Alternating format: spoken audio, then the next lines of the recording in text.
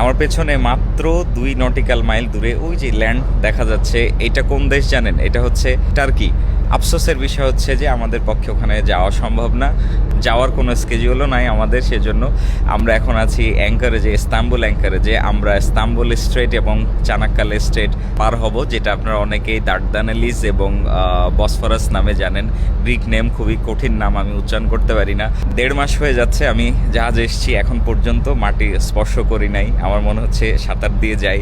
বড় জাহাজে চাকরি করার এই এক সমস্যা, সেটা হচ্ছে যে আমরা খুব সহজে বন্দরে ঢুকতে পারি না because of this draft restrictions. 10 বছর আগে যখন আমি প্রথম জাহাজে আসি, আমি তুরস্কের একটা বন্দরে এসেছিলাম। সেই বন্দরের নাম ছিল তুতুন সিফলিক।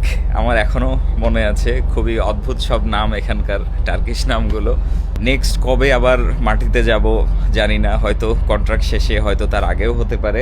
এনিওয়ে, আমরা ইস্তাম্বুল স্ট্রেট পার হওয়ার জন্য এখন অপেক্ষা করছি অ্যাঙ্কারেজে। আগামী কালকে ইনশাল্লাহ আমরা ইস্তাম্বুল স্ট্রেটের ভেতরে যাব। আমি অবশ্যই আপনাদেরকে দেখাবো ইনশাল্লাহ। আপনারা যদি আমাকে প্রথমবার দেখেন বা আমার পেজ এখনও ফলো না করে থাকেন, please follow my page to enjoy this exciting journey. Thank you.